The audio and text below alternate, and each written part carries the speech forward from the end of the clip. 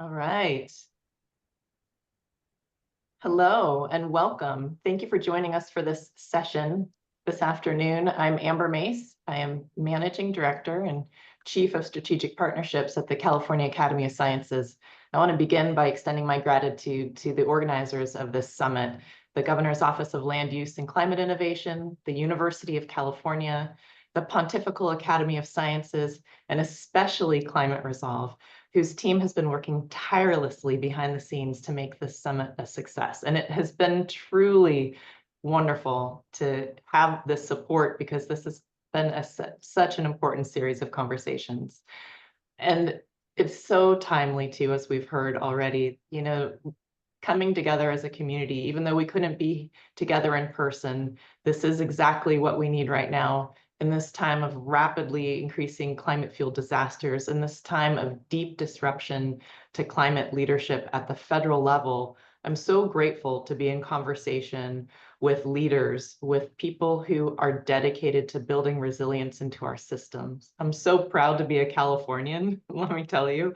I am proud of California, who we continue to engage as a state, as a key subnational entity to advance climate solutions. And I really appreciate that the work that we have done is durable, that Governor Newsom mentioned that we are a long-term partner, that we are a sustainable partner, that we are not only innovative in our ability to generate replicable and scalable solutions, that we have invested for decades, invested in knowledge creation, in people, in communities, and that we will continue to do that. We will continue to be at the table to work around the world to be a part of this with humility, with an open mind, and with the understanding that we have so much to learn and so much to do in an urgent way. So our conversation today, this is the only slide that you'll have. No other slides. We want this to be truly a conversation among our panelists. So I'm delighted to have the opportunity to introduce to you our esteemed panelists. You are lucky to have this great interdisciplinary group of individuals. And we're going to jump right into questions after I have each of them introduce themselves. So let's start with Dr. Linda Rudolph. Can you begin by introducing yourself with your current affiliation, a little bit about your expertise, and one thing that you're looking forward to in our discussion today? Sure. Thanks, Amber. I'm Linda Rudolph. I'm a public health physician. I've worked for many decades in local and state public health agencies and in the nonprofit sector, including launching the Climate and Health Program at the California Department of Public Health many years ago. I'm currently working as a policy advisor on climate health and equity for the Public Health Institute, which is a large public health agency that's based in Oakland, but works from the local to global scale. And I am the co-founder of a national coalition of health and medical organizations called Fossil Free for Health that really works to show people the cradle to grave harms of the fossil fuel industry, elucidate the industry's decades of disinformation, and really show how it is probably the most health harming industry in history, and think about what it takes to address that. I'm really delighted to be on such a cross-disciplinary panel and hope we can have a little bit of discussion about what it means to really integrate mitigation and adaptation and societal transformation in a cross-disciplinary manner. Thanks. Thank you, Linda. Carlos? Hi, everyone. It's a pleasure to be joining you. Now, I should note the first thing I will say about myself is that I'm a very proud Californian as well, but I'm joining you all from Washington, D.C., so another site of recent disaster. I'm Vice President for Research and Policy Engagement at Resources for the Future, the oldest environmental think tank in Washington, D.C., but I'm also wearing my hat as Director of the Remodeling Futures Program at the Harvard University Joint Center for Housing Studies. And so I'm a houser. I study housing and its physical quality in relationship to all kinds of environmental hazards, including climate mitigation and climate adaptation within housing. So again, let me echo Dr. Rudolph's comments about it's so fun to talk to people from different disciplines. And I think we're going to approach this from very unique perspectives, but hopefully come to the same conclusion. So what I'm most excited about is putting some terms to what we mean by blueprints. I mean, we've been talking about blueprints for the last 2 days, and particularly today. And blueprint for somebody like me, who's trained as an architect and civil engineer, likely means something very different than it means to most of you. So happy to delve into what that means. Excellent, thank you. Michael? Hi, good afternoon, everybody. Michael Anderson, state climatologist with the California Department of Water Resources. The state climatologist is a partner program between the states and the National Oceanographic and Atmospheric Administration, National Center for Environmental Information. Our goal is to make sure that climate data services are available for each state and able to be customized for the needs of each state. My work has largely been around extremes, as we have navigated a 21st century, spending most of our time at the edge of the historical distribution, if not carving out new space. Finding a way to create context for this, which is a key element to understanding the events as they unfold, and hopefully provide that context to enable paths forward. I'm excited to have conversations, to see ideas brought to light and find paths forward. Well, thank you. David? Thanks so much, Amber. It's a pleasure to be here, and thanks to all the organizers. My name is David Ackerly. I'm Dean of the Rausser College of Natural Resources at UC Berkeley. In that role, I, of course, have some oversight with a whole wide range of programs at Berkeley. I'll make one shameless plug. We are introducing this year a Master of Climate Solutions. And if that intrigues you, Google it and look up more because it's not the topic of today's presentation. I'm a vegetation ecologist, a global change biologist, and about 15 years ago, I really made a decision to direct all of my own research towards the question of how climate change is impacting biodiversity and how conservation strategies need to adjust in response. Just as a preview, I think the conservation of the future is going to have to look different than it did in the past, and we can dig into that. What I'm excited about is that I think, as climate is incredibly integrative, it's by necessity because it impacts all sectors. It's very hard for us, a lot of us, to get out of our silos. I find questions around nature and health incredibly important, and also relationship between open space and natural resource management and housing, I think, is a topic that is not received anywhere near the amount of attention. So it deserves. So if we have a few minutes to touch on that, maybe we will. So that theme of integration, how we integrate across sectors. Yeah, let's do that. Let's jump right in. And let's start with you, David. We've heard yesterday, and we know that the natural environment and human health and well-being are inextricably linked. And they are essential for disaster resilience, healthy systems. So I'd like to dig into this as we begin our conversation. And David, have you talk about the role of nature in climate resilience? Maybe even start by defining what resilience means to you. From my perspective, resilience doesn't necessarily mean returning to a previous state. It means restoring the functioning of a system, and that system, a natural system, a community that we care about. Reflect on the connections and the importance of nature in this resilient system and what resilience means to you. Well, it's a great starting point, very topical for this conference. Some of you may be familiar with a classic paper out of the ecological literature back in the 1970s, Holling, who introduced some of the very early thinking about what do we mean by resilience. And I was just going back and looking at he is a very famous figure. It's a little infinity symbol, which is very appropriate to the moment. But what's key there is that it's very much about reorganization and transformation. It's certainly not something's been damaged and we just need to rebuild and get it back to where it was.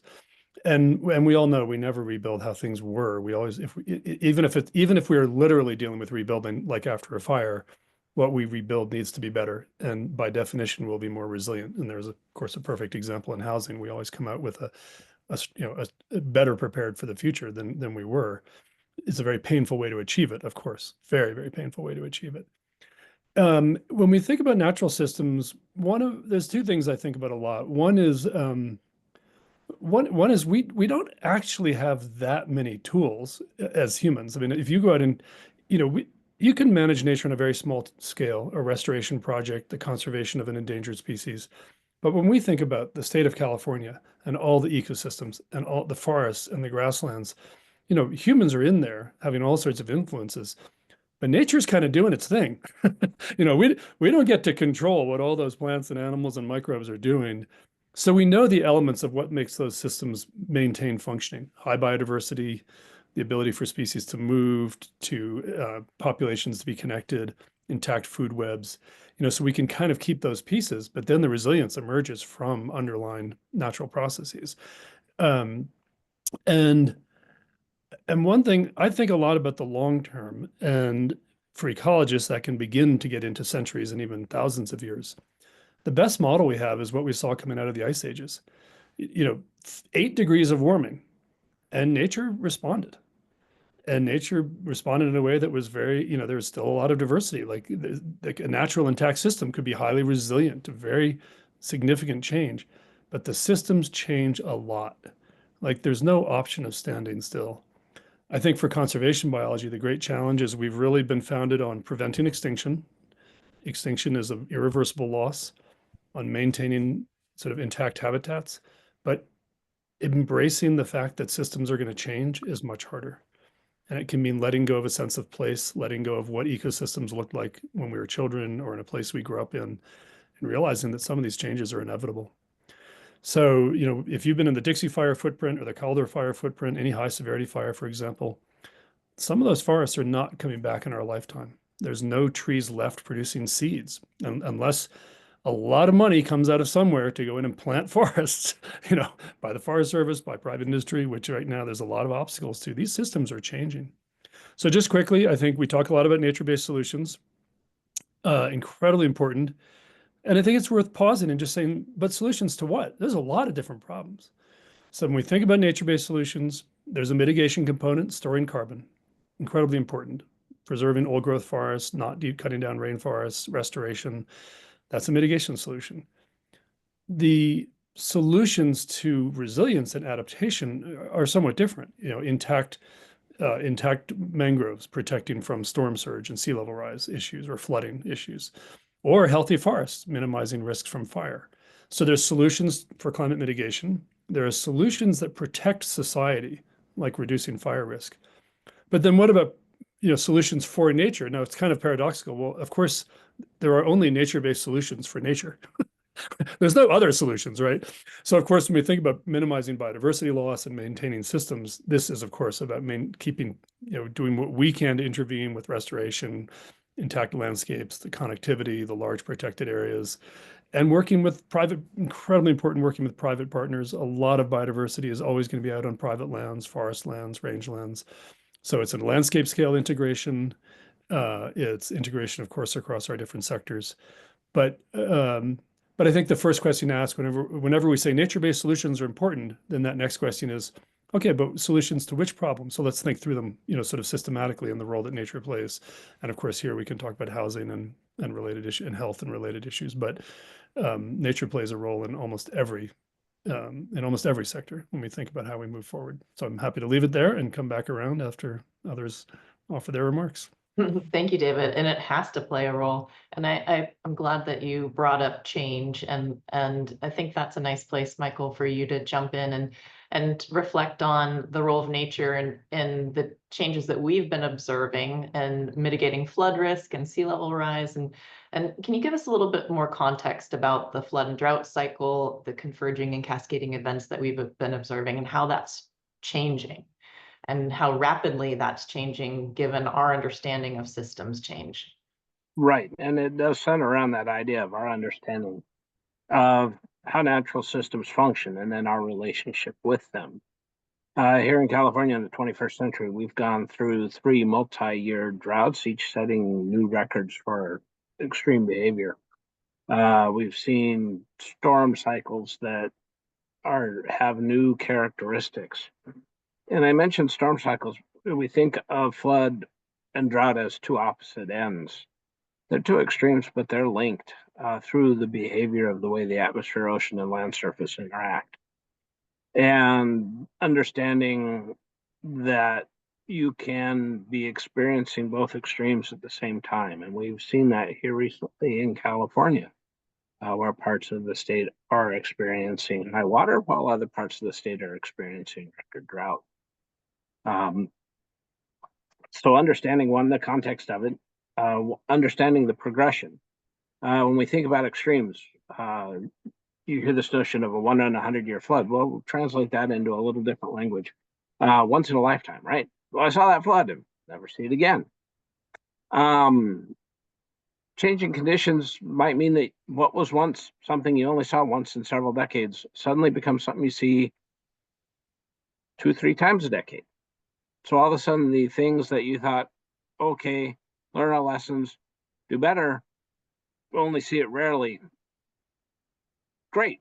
Now all of a sudden it's like, okay, we saw it, but now we're going to see it again. And I'll give you an example. 2013, 14, and 15, driest 3-year stretch in our observed record for California. That wasn't until 20, 21, and 22 came along, and not only drier, but warmer.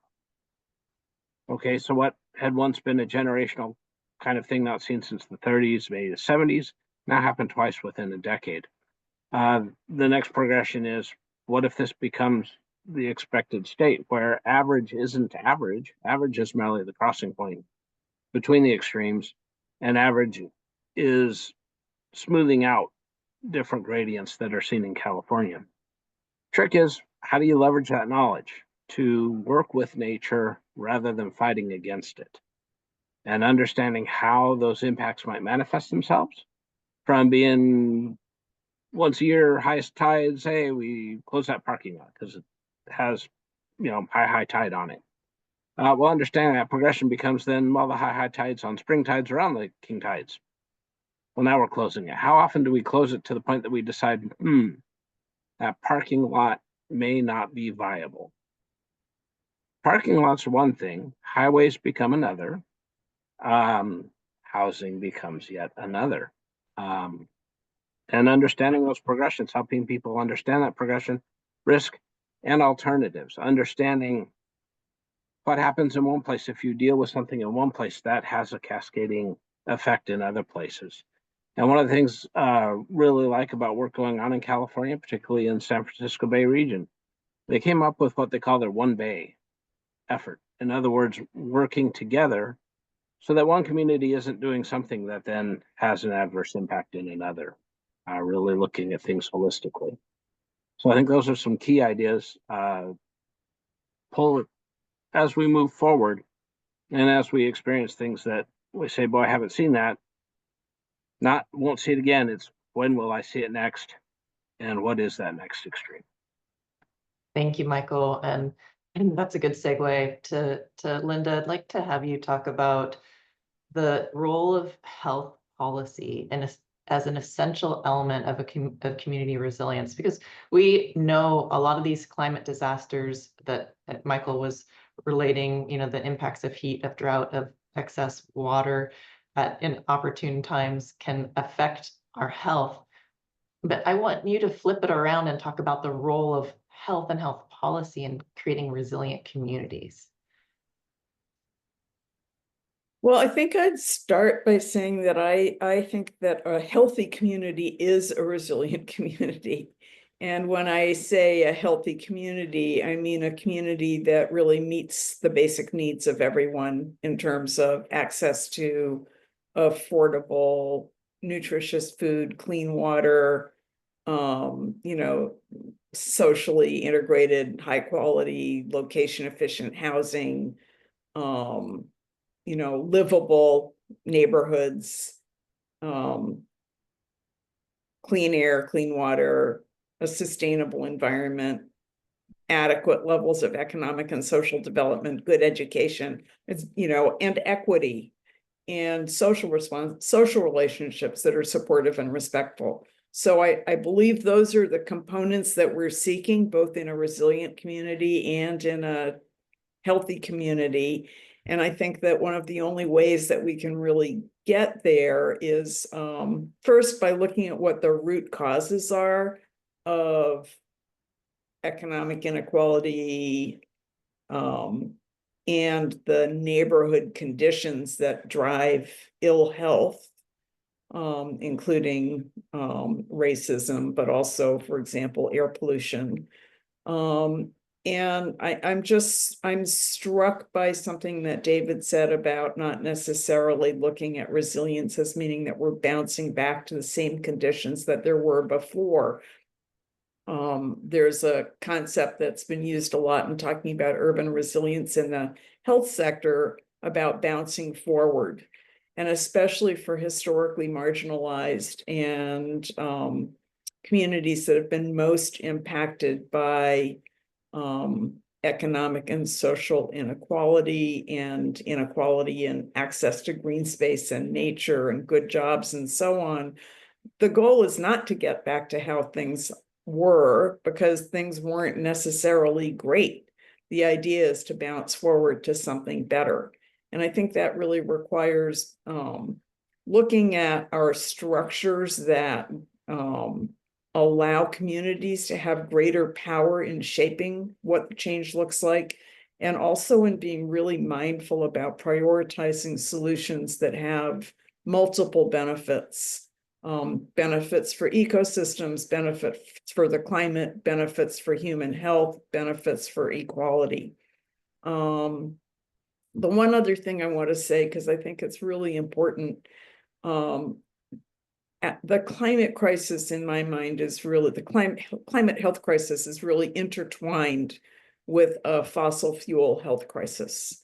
And we know that fossil fuels are the root cause of climate change, but fossil fuel combustion also causes millions of deaths globally every year, probably close to 300 or 350,000 deaths a year in the US, along with increasing risk for a very wide range of chronic illness and adverse birth outcomes and so on. We have to address the root cause, or we will not get where we want to go in terms of either healthy communities or climate change. And I think that as we're looking at our climate solutions, we need to really look at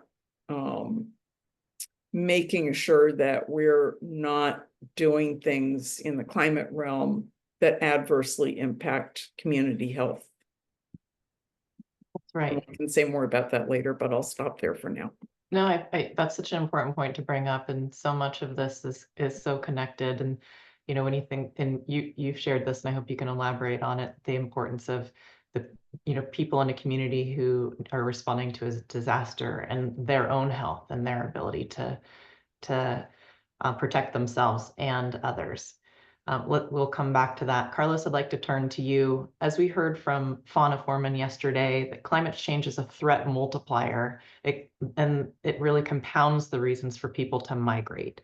And I've been reading On the Move, The Overheating Earth and Uprooting of America by Abraham Lustgarten, and I can say that it is, whoa, I don't recommend reading it right before you go to bed. It's pretty stark data on climate migration pressures now and where we're headed. Can you talk about what you've been seeing and reflect on how these drivers, both acute and chronic, are affecting migration patterns? Sure. And I would be remiss if I didn't correct the pronunciation of his name is Abram Lustgarten. Well, thank you. Because it's such a good book. So I highly recommend that book. No, appreciate that. Yeah, and so, I'm thinking the order that you've set this up, Dr. Mace, makes a lot of sense because we're going from the most natural conversation to what ostensibly the least natural, which is our housing and our settlement patterns, which historically may have followed environmental landscapes, but have obviously transitioned to entirely different phenomena, particularly in places like the US West and like California. So what we know happens immediately after an acute event, and increasingly we're finding this happening in chronic events related to climate change, But people move. They have to go because they no longer have a house. They may not have their livelihood. In general, people tend to go as close as possible as where they were. Why? Because that's where they have their social networks. That's where they have their schools. That's where they have their jobs. And the reality is, and their longer family histories, if they have that, longer cultural connection, place connection. But the reality is that's becoming less tenable in many ways. In some of these places, we've seen this playing out in Florida and Louisiana, parts of Texas. As places become less physically viable, people are finding that next neighboring community to move to. And certainly we've seen this playing out in California in multiple ways. It happened in Paradise, as we all saw what happened in Chico after the Paradise fires. But we're seeing it in Los Angeles now too. And I want to commend Climate Resolve for doing some really early analysis about where people moved during the LA wildfires, using social media platforms, right? And that's the reality. People still want to stay in LA County. So the question is going to be, what do we do with existing communities? And how they interrelate to each other. That's going to be the longer term question. How do our political boundaries of jurisdictions start mapping our environmental boundaries of our conditions? There's so much more in there. So I think that's a lovely segue to this next part of the panel, which is really getting into the cross-disciplinary nature of this work. All of you are bringing incredible expertise across disciplines: health, environment, housing, systems change. What are some of the big barriers to engaging across disciplines? What are some of the things that you've seen that have worked well to incentivize cross-disciplinary engagement and partnership? And can you tell some stories about successes that you've observed or successes that you've been a part of? Linda, I'd love to start with you. If you can pick another example, but one I'd love to hear a little bit about is the Cross-Sectoral Strategic Growth Council and the work that you've done in the Health and All Policies Task Force.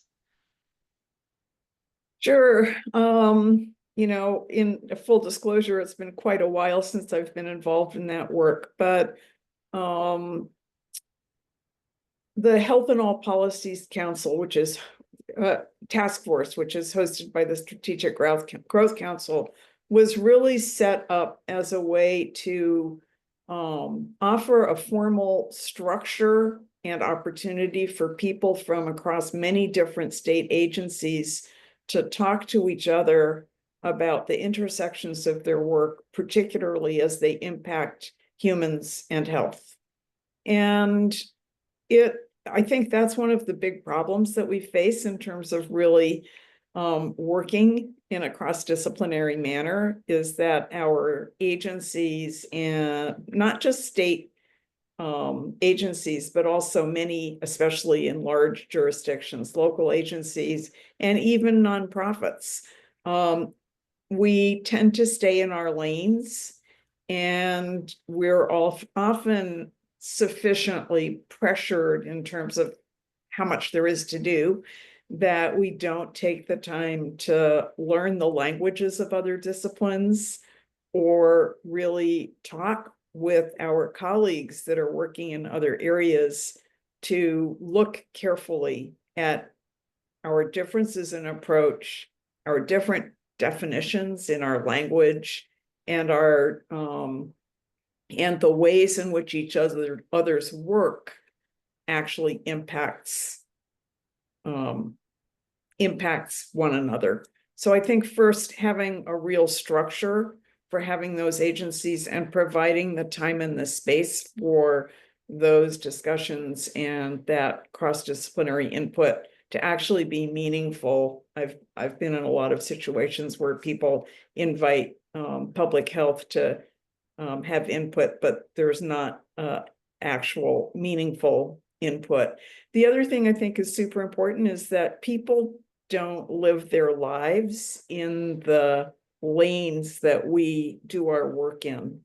So finding ways to really allow for very meaningful community input and decision-making power by the people that are thinking not just about the bus lane, but also thinking about the schools and the food and the parks, is another way to sort of incentivize more cross-disciplinary thinking in our approaches. Thank you. Reminding that we're all part of communities and all the aspects of those communities matter. Yeah, it's great. Michael, do you have an example that you'd like to share? I do. I had the good fortune to work with a group working on an adaptation strategy called Forecast Informed Reservoir Operations. We started in the Russian River watershed in an event where, working by a rule set created decades ago, it didn't quite align with the way the storms played out in 2013. So we began with bringing a multi-sector group together to talk. And the first meetings were hard because they were learning each other's language and learning language that we could collectively work with within our agencies, because each agency had its own language that it was advised to stay away from. But it was amazing once we got past that, because it went from this very tentative conversation into a space where we began proposing ideas. And it was, well, how can we do that? How does that look from the different perspectives? And how do we build? And all of a sudden you have a collaborative group actually collaborating and building towards solutions that serve multiple interests. And then instead of looking for problems, you begin looking for solutions. An absolutely fantastic effort, but it took time, right? And understanding that you do need that time and space to develop a collective language around the topic you are trying to work with. And that space, I think, proves most valuable in endeavors like this that you want to tackle. And what were the incentives for people to participate, and how was that space created, that time and space? That sounds resource intensive. So how is that supported? It was through the leadership of the local partner, really wanting the local partner worked with multiple state and federal agencies individually, but thought, what if we get everybody collectively together, explaining our perspectives, explaining our interests, and then finding that common ground, finding that collective and collaborative space to work in. And the process that started in 2014 is just coming to fruition with an updated water control manual now. For the local entity to have the patience to know that the end was worth the journey. But then to find that journey set a new relationship in the watershed that is much healthier and much more collaborative, so that other challenges that come up, you have a community that tackles it from a collaborative nature, not from the isolated agency nature that we're used to dealing with. Oh, wonderful. So the building of the muscle of collaboration had multiple benefits that extended beyond this collaboration. That's yes. Fantastic. Carlos. I feel like I'm in a lucky position as a houser, because housing by definition is multidisciplinary. We, I think, affect all of the disciplines that we were talking about here, as well as numerous others, right? So I feel like the real benefit of interdisciplinary work, in my mind, has always been when there's a policy directive, when there's a specific impact that is in question that needs to be addressed. For example, earlier today we were hearing about possible solutions that are being proposed, and Larry Cosmont, I stole a bit of my thunder in thinking through solution sets, because he was talking about TIFs as being potential municipal financial vehicles for investing in climate resilience investments, right? But in my mind, it's not just a TIF. A TIF is an investment mechanism, but the way we govern in resilience and adaptation is not just by investment, right? It's by government. Another hat tip to Climate Resolved, and in this case to Jonathan Parfait in particular, because he and I had an epiphany, I want to say about 5 years ago, and we were talking about how do you actually get places that are intensely high exposed, that in many cases won't be physically viable, let alone socially, politically, and financially viable in a short amount of time, in 20, 30 years, in California and across the country. How do you deal with those populations while you're dealing with places that are less exposed? So we had this great epiphany building off the idea in emergency management world. So speaking of multidisciplines, of mutual aid agreements that occurs between communities during times of emergencies, but to think about a mutual resilience agreement where you're looking at shared governance between two jurisdictions, almost a temporary contrary to the history of California over the last several decades of secession and unincorporation, of reincorporation, of merging of jurisdictions in a temporary way, and eventually they'll lead into a transition. I get that from the housing market world, right? Our housing markets aren't Santa Monica and Palisades, right? They're not distinct places. People move between these places. People work between these places. So it's thinking more holistically about all of the ways in which our disciplines can actually help shed light on those policy-specific questions is really helpful. I love that epiphany. Have you seen that working? Is there a way to pilot that? What would that look like? Well, California's attempting to. Larry mentioned climate disaster, climate resilience districts, excuse me. Most of those tend to be for climate mitigation investments and in specific places, and not sort of a shared investment or changing levels of investment over time, which is a huge politically loaded question, right? We could also talk about the fact that NIMBYism, and this came up earlier in the conversation, if you want to talk more about housing, that NIMBYism is still very alive and well in California, but there's also the flip coin of that kind of investment, and that means disinvestment in certain places. And we know historically in the United States, disinvestment in certain places has very clear income disparity and racist implications. And so how do you start beginning disinvestment in one place and reinvestment in another place in a fair way? Right? Yeah, absolutely. And David. now we're going to solutions already. Oh, no, that's good. We got to work it all in. It's the holistic conversation. David, thoughts on barriers or things that you've seen work well for cross-disciplinary engagement and partnership? Yeah, I'll just be very quick and just focus on what we see in the academic side, and many of these lessons are very shared. The importance of relationship building, just like Michael said, you start with people who use the same word to mean different things, and until you have some personal relationships and trust, you're not going to have the time and place to get past those moments and not have those become obstacles. So I think one of the real lessons in my perspective in academia is that the best interdisciplinarity comes at small scale. If you have a couple people from each discipline in a room, they have to talk to each other. Once there's 10 from each discipline, they can go off to have coffee together and go to their same tables, right? And so putting people into small settings is absolutely key. We certainly see that. And then I think spatial scale is key. So, and the beauty of adaptation work and resilience work is that it's place-based, unlike climate mitigation. And place-based forces interdisciplinarity, and that's why land use, of course, features very strongly, like in the governor's office. I mean, Carlos, I see you're nodding. It doesn't force it; facilitates interdisciplinarity. At least it means there's opportunity when you're place-based. It certainly doesn't force you to succeed at it. And then the question is the right scale. And I think one challenge here is, if you go too small, there's not enough resources on the table. For a very small community, what do they need to bring together to sustain years of dialogue? So what are we hearing today? Like San Diego, maybe some success, the success stories we hear are kind of at the small city scale, where some things I think really maybe can happen. I worked at the Bay Area scale during the California Fourth Assessment. That's too big.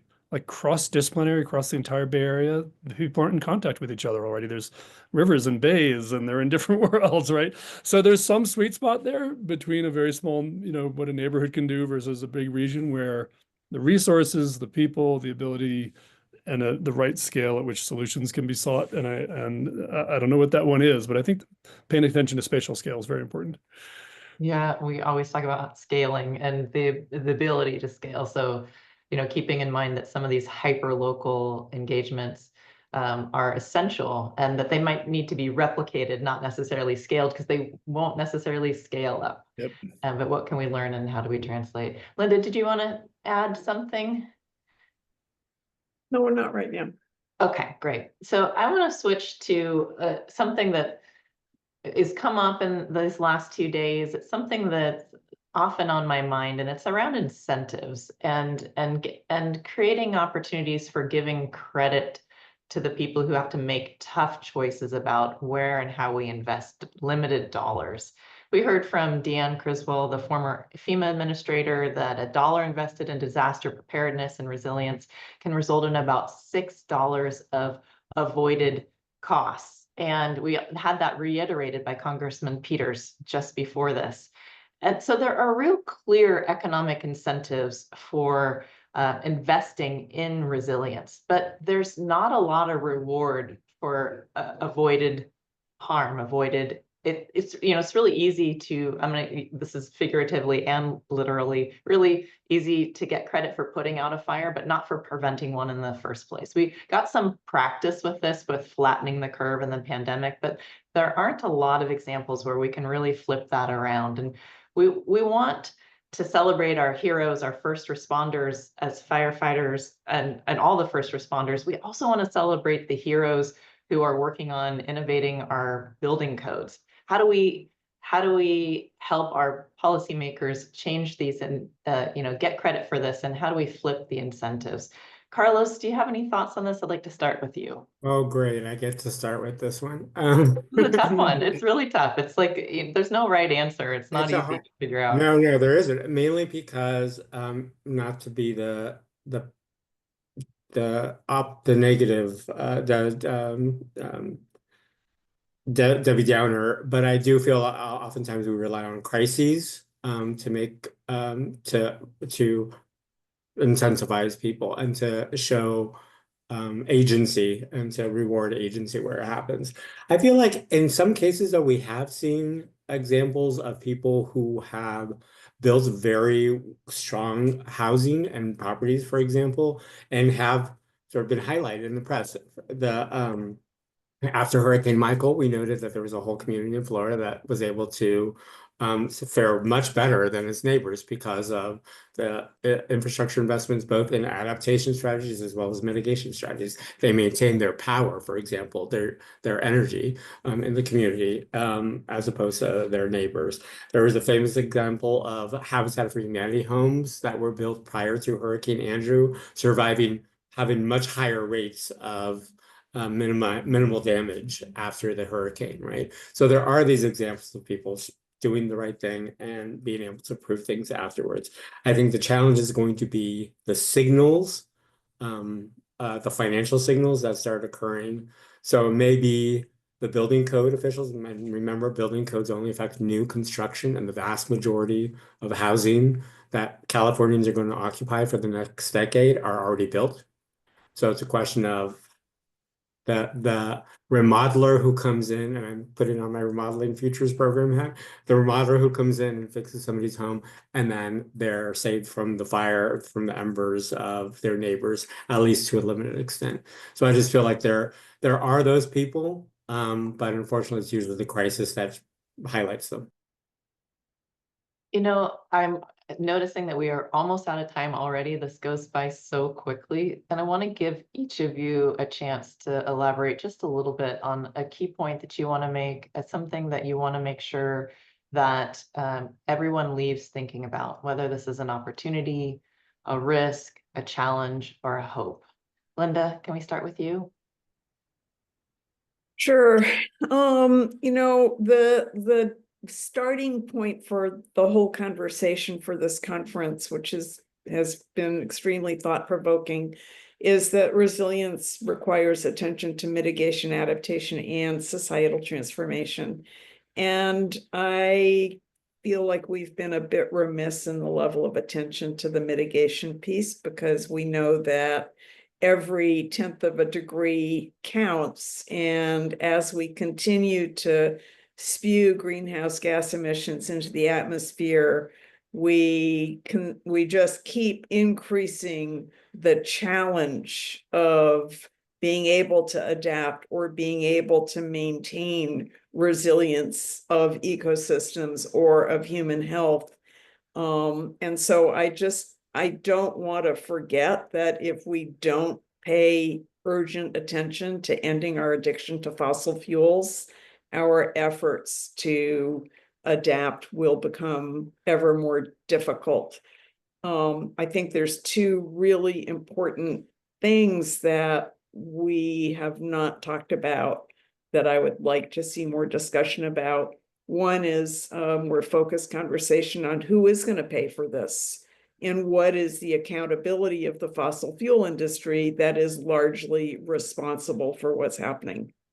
And the second is, how can we create a more coherent narrative that highlights the malfeasance of the fossil fuel industry and the health harms of the fossil fuel industry and the climate impacts of the fossil fuel industry and the health benefits of moving away from fossil fuels in a way that really builds the political will that Governor Brown was saying is a critical piece of being able to create the healthy and resilient California that we all want. Thank you for spotlighting that. And in less than a minute each, Michael, can you share key takeaway? Yes, just really quick, building off of that notion of avoided costs and our ability to celebrate successes really comes to a notion of storytelling. How do we communicate as a community our successes, and how do we build upon that? Because that has been a signature throughout my career, that as your ability to tell those successes, that fosters a better environment to try more and push further ahead. Excellent, hopeful. Thank you. Carlos? On the topic of final thoughts, the one thing I want to leave people off with is sort of this, come back to the issue of blueprints, because I think blueprints mean something very particular for me, and usually it's a fixed idea of what the future is going to be, and that can't exist anymore, not only because of climate, but the reality is human migration, housing markets have never been a fixed entity. So rethinking about resilience blueprint being more of a document about how to act rather than a vision for being is what I leave folks with. Oh, wonderful. I love that. Not static. David, you have the final word. The final words, well, maybe it's the invitation, Carlos. We need to sit down and think about what it means to think about housing for people and housing, i.e. space for nature. These all play out on finite landscapes. And the other one is more and more we hear about ecosystem health. So we're drawing on language that comes from human health. And we want healthy ecosystems. We're less clear what that means than we are for human health, but it's absolutely something desirable. There's no question that, we whatever health means, this is something to move toward. So again, I'm just trying to draw on, as we draw on the language and the analogies from health, or whether it's from housing and thinking about nature in the same way we're thinking about people and looking for joint solutions. So onward and towards success, we hope. That's right. Onward and towards success. Thank you all for sharing your expertise, your insights, and your leadership. I really appreciate it. Thank you, Amber. Thank you. Thank you. Thank you, guys. This session is now closed, so if everyone would join the next session from the lobby. Thanks so much.